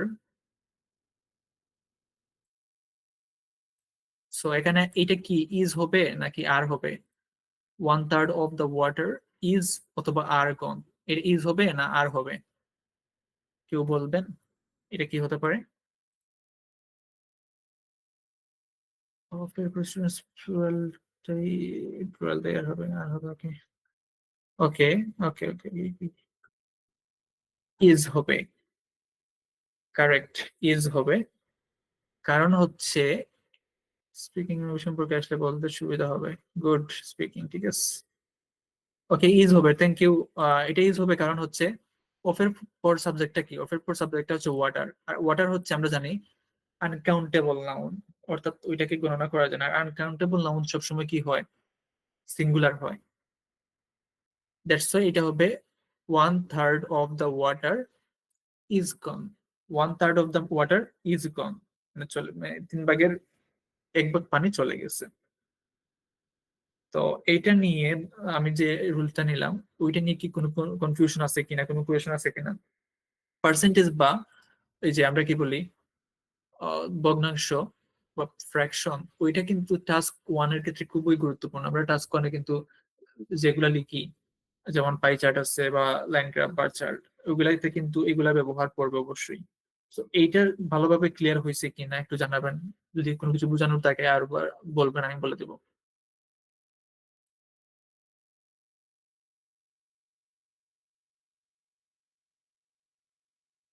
Okay, thank you, clear. ওকে, আমরা হচ্ছে আমাদের মানে সাবজেক্ট ভার্ব এগ্রিমেন্টের কিন্তু আমরা যেগুলা দেখার ছিল রুল, ইম্পর্টেন্ট যেগুলো ছিল ওইগুলো আমরা দেখে ফেলছি। এখন হচ্ছে আমি আপনাদের 3 থেকে 4টা সেন্টেন্স দিব, মানে সিঙ্গুলার বা প্লুরাল ভার্ব, ওইটা আপনারা আমাকে বলবেন যে আপনারা ওভারঅল আমি যেগুলো পড়াইছি ওইগুলা থেকেই হচ্ছে আমি আপনাদেরকে 3 থেকে 4টা সেন্টেন্স দিব এখন। ওইগুলো আপনারা বলবেন যে কি হতে পারে, লিখে দিবেন চ্যাটে, তাহলে আমি বুঝতে পারবো যে আপনারা কি ওভারঅল বুঝতে পারছেন কিনা সবকিছু। either my brother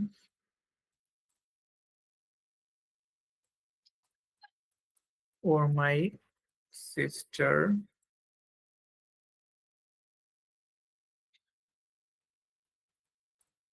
are going to the market. ওকে, আরেকটা আমি নেই, যে the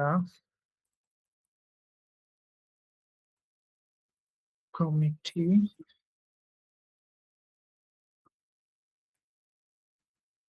were divided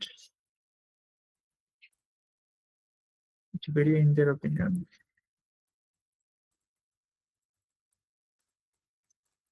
ওকে, এরপরটা হচ্ছে everyone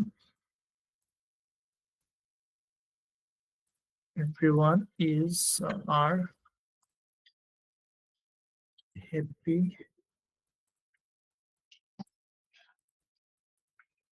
with the results. ওকে, এরপরটা হচ্ছে a number of students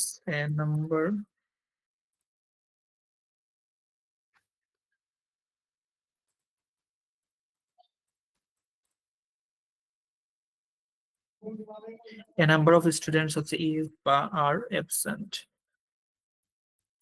ওকে, এখানে আমরা 4টা সেন্টেন্স নিচ্ছি। এখানে আমরা ইজ অথবা আর হতে পারে, যে কোনো একটা হতে পারে। তারপর এখানে হচ্ছে ওয়াজ বা ওয়ার, যে কোনো একটা হতে পারে। এখানে হচ্ছে ইজ বা আর, যে কোনো একটা হতে পারে। এখানে হচ্ছে ইজ বা আর, যে কোনো একটা হতে পারে। এখন এই 4টা কি হতে পারে আমাকে লিখে দেন, আমি দেখবো। এইটার এইটার কি,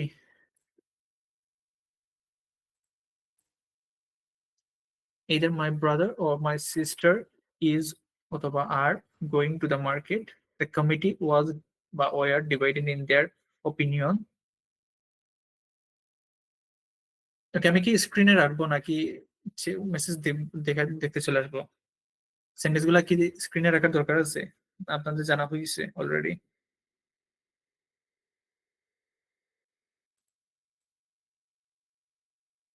ওকে, ইজ কি,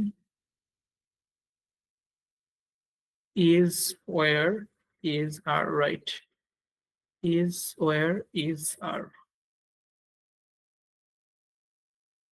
A number of students are absent. Absence is are, okay. Is where is are. Is where is are. Is was are are.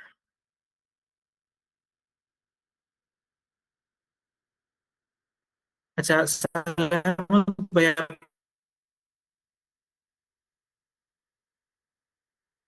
Is is আর এগুলো লিখছেন, হইছে, সবগুলাই হইছে। যেমন এই আমি আবার এক্সপ্লেন করে দেই, either my brother or my sister, এখানে ওর দিয়ে যে সেন্টেন্সটা যুক্ত হয়, ওইটা আমি বলছিলাম কি, ওইটা আমি বলছিলাম যে যখন ওর দিয়ে সেন্টেন্সটা যুক্ত হবে, ওর যে পরের যে সেন্টেন্সটা আছে, সাবজেক্টটা আছে, ওইটা আমি দেখবো ক্লোজেস্ট যেটা আর কি, নিয়ারেস্ট, ওইটা অনুযায়ী হবে। তো মাই সিস্টার হচ্ছে নিয়ারেস্ট, তো মাই সিস্টার মানে আমার বোন, একজন বুঝাইছে, দ্যাটস ওয়াই হবে, এটা হবে কি, এটা হবে is, my sister is going to the market.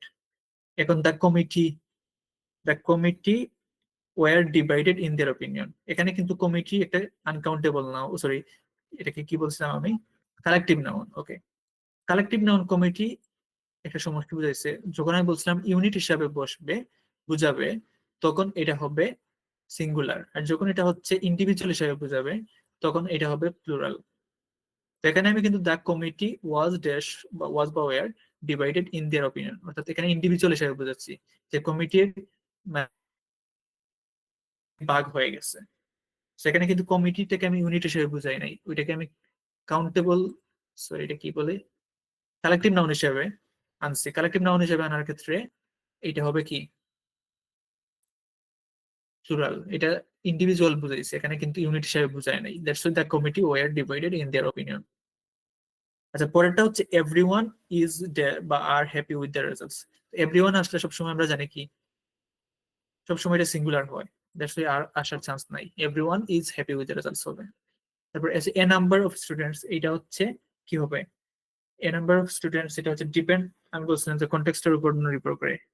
তো কন্টেক্সট কি, স্টুডেন্টস, তো স্টুডেন্টস কি, একজন না অধিক, অধিক, দ্যাটস এটা হচ্ছে প্লুরাল, এখানে কি হবে, ইজ হবে না আর হবে, অবশ্যই আর হবে। A number of students are, a number of students are absent.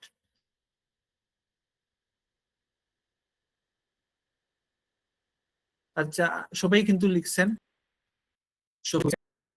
তো এটা আমাদের কি করতে হবে, কিছু জিনিস বুঝতে হবে যে আমরা আজকে যেটা করলাম, যে সাবজেক্ট ভার্ব এগ্রিমেন্ট, ওইটা কিন্তু সাবজেক্ট ভার্ব এগ্রিমেন্ট ভালোভাবে প্র্যাকটিস করতে হবে। কারণ সাবজেক্ট ভার্ব এগ্রিমেন্ট যেটা, এটা শুধুমাত্র আমাদের কি, শুধুমাত্র আমাদের রাইটিং এর জন্য না, এটা আমাদের ওভারঅল রাইটিং, স্পিকিং, তারপর হচ্ছে লিসেনিং, রিডিং, সবগুলোতেই কিন্তু আমাদের হেল্প করবে। তো সাবজেক্ট ভার্ব এগ্রিমেন্ট কিন্তু খুবই গুরুত্বপূর্ণ টপিক, আজকে আমরা যে টপিক নিয়ে আলোচনা করলাম, ওইটা ভালোভাবে পড়তে হবে, ভালোভাবে প্র্যাকটিস করতে হবে। আজকের ক্লাস নিয়ে কি কোনো কোয়েশন আছে কিনা, আজকের ক্লাস নিয়ে কি কোনো কোয়েশন আছে কিনা? আচ্ছা, আমি আজকের ক্লাসে কি করি, মানুষ যেহেতু কম আছে, আমি মাইক্রোফোনটা অন করে দেই, আপনারা চাইলে মাইক্রোফোনে কথা বলতে পারেন, নো প্রবলেম। ওয়েট।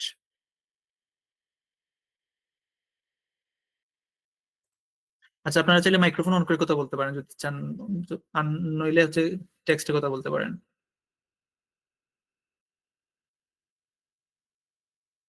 আচ্ছা, কোনো কোয়েশন থাকলে বলেন আজকের ক্লাস নিয়ে।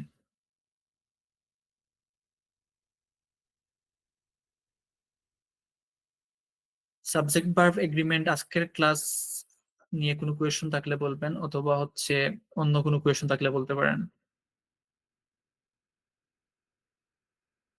আচ্ছা, একজন আগে একটা প্রশ্ন করছিল যে বার চার্ট নিয়ে, কি দেখছিলাম। আচ্ছা, আমাদের কি বার্থ চার্ট ওগুলো পড়ানো হবে? আচ্ছা, আমরা কিন্তু রাইটিং এর, কিন্তু আইএলটিএস রাইটিং এর ক্লাস করতেছি না, বা আইএলটিএস রাইটিং এর কোর্স করতেছি না, আমরা রাইটিং এর যে সেন্টেন্স মেকিং, ওইটার উপর ক্লাস করতেছি। সো রাইটিং এর যে ক্লাসগুলো, ওইগুলো কিন্তু এখানে হবে না, হওয়ার চান্স নাই। কারণ আমরা কিন্তু প্রথম ক্লাস যদি করে থাকেন, দেখবেন আমরা কি কি করবো, আমরা গ্রামারের উপর বলতে, যে সাবজেক্টের ইংলিশ সেন্টেন্সটা বানানোর ক্ষেত্রে আমাদের যা যা প্রয়োজন, সিম্পল, কমপ্লেক্স, কম্পাউন্ড, ওইগুলো আমরা বানাতে কি কি প্রয়োজন পড়বে, ওইগুলা দেখবো। ওইগুলা অনুযায়ী হচ্ছে সিম্পল সেন্টেন্স কিভাবে বানাবো, কমপ্লেক্স বানাবো কিভাবে, সেন্টেন্সটা কিভাবে বড় করব, কিভাবে আমরা হচ্ছে একটা অ্যাডভান্সড সেন্টেন্স বানাবো, ওইগুলা দেখবো। তো রাইটিং এর মডিউলের হচ্ছে এটা আলাদা একটা ক্লাস করা আর কি, ওইটা এইটার ভিতর না। তো এগুলোর উপর ক্লাস হবে না। তবে আমি ট্রাই করব টিপস দেওয়ার জন্য, কোনো প্রবলেম হলে আমাকে বলবেন অবশ্যই। ভাই, আমার একটা কোয়েশ্চেন ছিল, লাস্ট ক্লাসের আগে কি একটু রাইটিং টাস্ক 2 নিয়ে ক্লাস করে দেবে? লাস্ট ক্লাসের আগে, এই সেশনের পর কি অন্য কোনো মডিউলের ক্লাস হবে? ওকে, বুঝতে পারছি। আচ্ছা, লাস্ট ক্লাসের আগে কি একটু রাইটিং টাস্ক টু নিয়ে, বলতে আগামী ক্লাসের কথা বলতেছেন, আগামী ক্লাস শুরু করার আগে রাইটিং টাস্ক টু এটা নিয়ে, এ নিয়ে আপু? আচ্ছা, শান্তাবু বলছেন এই সেশন। আচ্ছা, এই সেশনের পর হচ্ছে আমরা তো অলরেডি এটাতে ক্লাস করবো 20টার উপর। তো 20টা কিন্তু আমরা আজকে 6 নম্বর ক্লাস করছি, আমাদের অনেক ক্লাস কিন্তু এটাতে রয়েছে সেন্টেন্স মেকিং এ।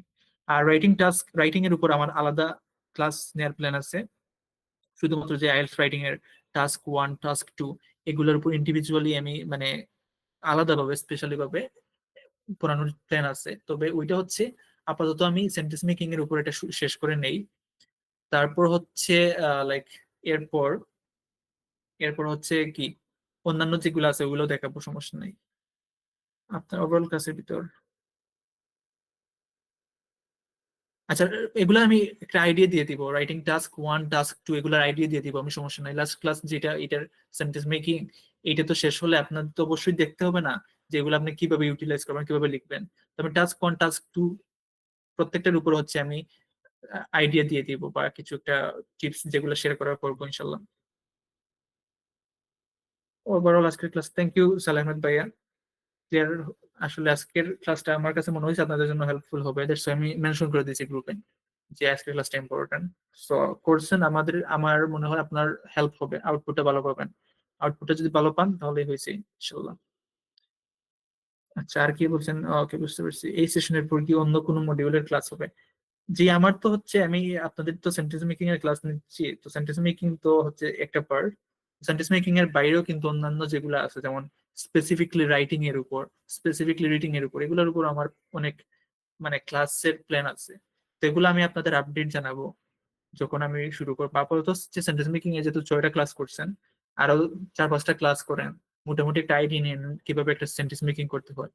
এটা ক্লিয়ার হয়ে গেলে দেন আপনি যখন রাইটিং এর মেইন মডিউলের ক্লাস, যেগুলো টাস্ক ওয়ান, টাস্ক টু লিখবেন বা একটা স্ট্রাকচার নেবেন, ওইগুলো আপনার জন্য অনেক হেল্পফুল হবে। সো আগেও বরং এখানে আরো 4-5টা ক্লাস করেন, আমি আপডেট দিব আপনাদের যদি আমি এরকম কোনো কিছু নেক্সট ডে আনার প্ল্যান করি। আচ্ছা, আজকের ক্লাস নিয়ে কি আর কোনো কোয়েশন আছে, বা অন্য আজকের ক্লাস ছাড়াও অন্যান্য কোনো কোয়েশন? আহমেদ খান, আজকের ক্লাসে ভালো লাগে সেটা বলেন।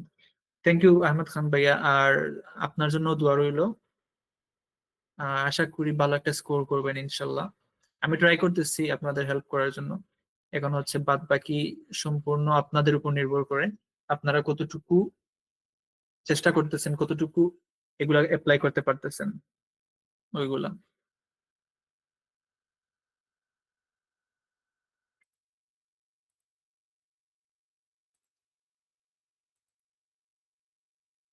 আচ্ছা, আর কি কোনো কোয়েশন আছে কিনা?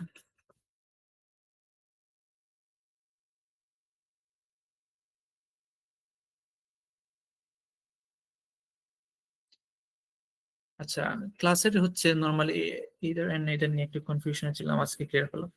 ওকে, থ্যাংক ইউ, ক্লিয়ার। এটা ইদার ওর, এটা মানে হচ্ছে হয় এইটা নাইলে ওইটা, আর নেইদার নর মানে হচ্ছে কোনোটাই না, এইটাও না ওইটাও না। সো ওইটা হচ্ছে আমাদের বুঝতে হবে যে, আমি বললাম যে হয় আমি হয় কক্সবাজার যাব নয় সাজেক যাব। তো হয় কক্সবাজার নয় সাজেক, দ্যাট মিনস দুইটার মধ্যে যে কোনো একটা। আর আমি কক্সবাজারও যাব না, সাজেকও যাব না, তার মানে কি আমি কোনোটাতেই যাব না। সো নেইদার কক্সবাজার ওর নর সাজেক। সো এটা হচ্ছে দুইটার মধ্যে পার্থক্য। সো ক্লিয়ার হয়েছে কনফিউশন? থ্যাংক ইউ, শুনে ভালো লাগলো। আর যদি কোনো কনফিউশন থাকে বলবেন, অবশ্যই আমি ট্রাই করবো ক্লিয়ার করার জন্য।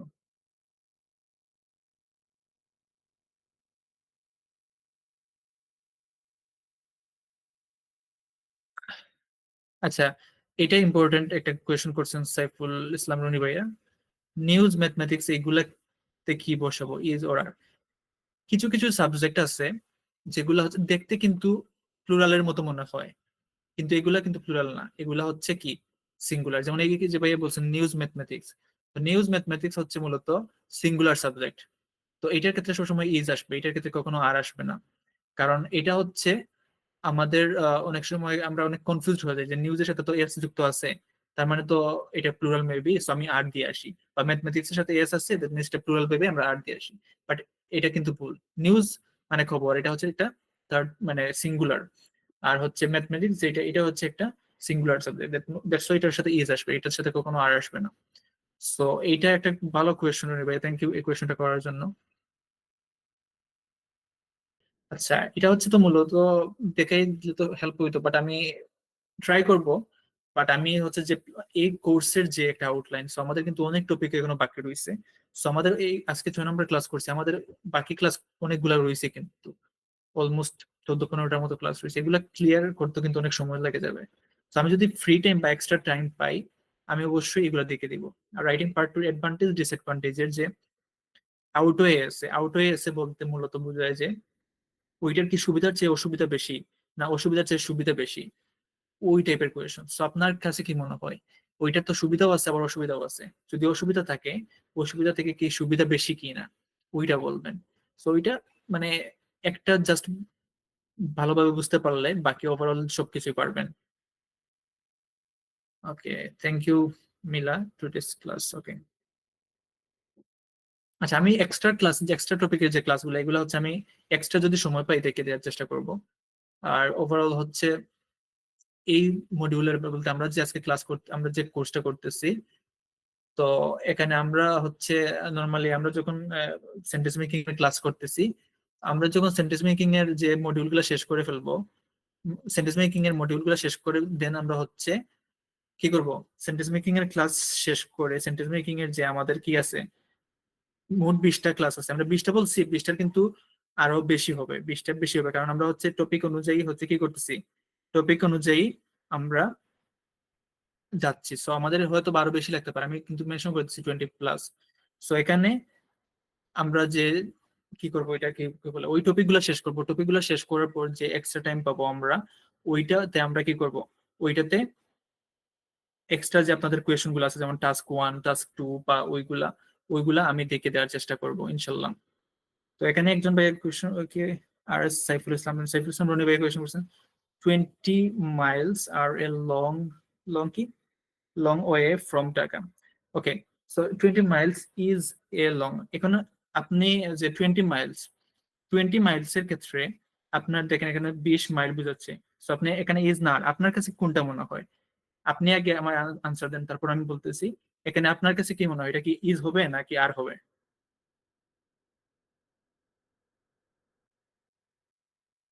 আপনি বলেন একটু যেটা কি হবে।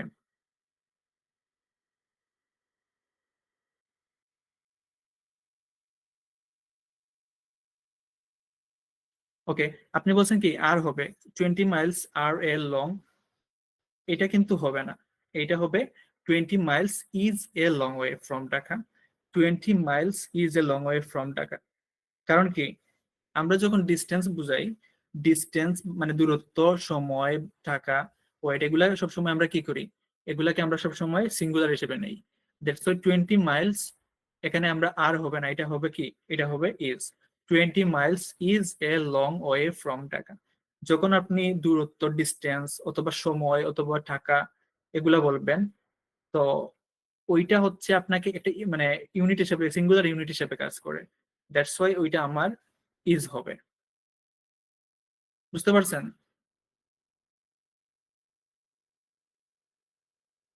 আর কি কোনো কোয়েশন আছে বা আর কোনো মানে যাচাই করার কোনো কিছু প্রয়োজন আছে, তাহলে বললেন আমি ক্লিয়ার করে দিই।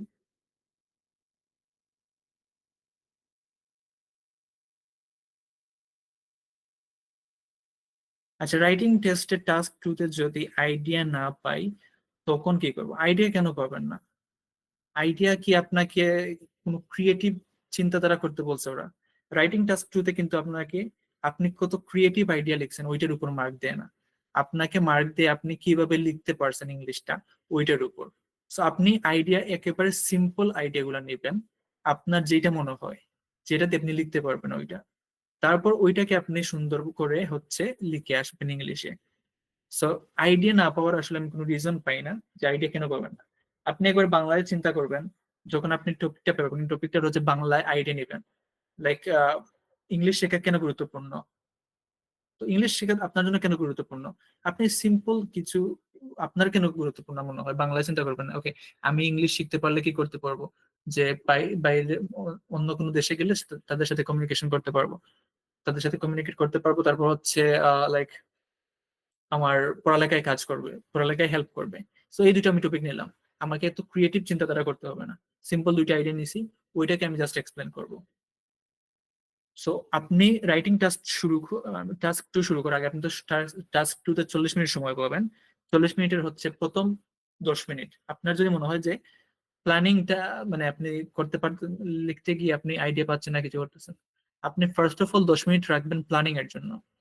10 মিনিট ভালোভাবে প্ল্যানিং করবেন, দেন আপনি লেখা শুরু করবেন। আপনি যদি কোনো প্ল্যানিং না করেই কিন্তু লেখা শুরু করেন, তাহলে হচ্ছে আপনার জন্য এটা ডিফিকাল্ট হবে ভালো একটা এসে লেখা।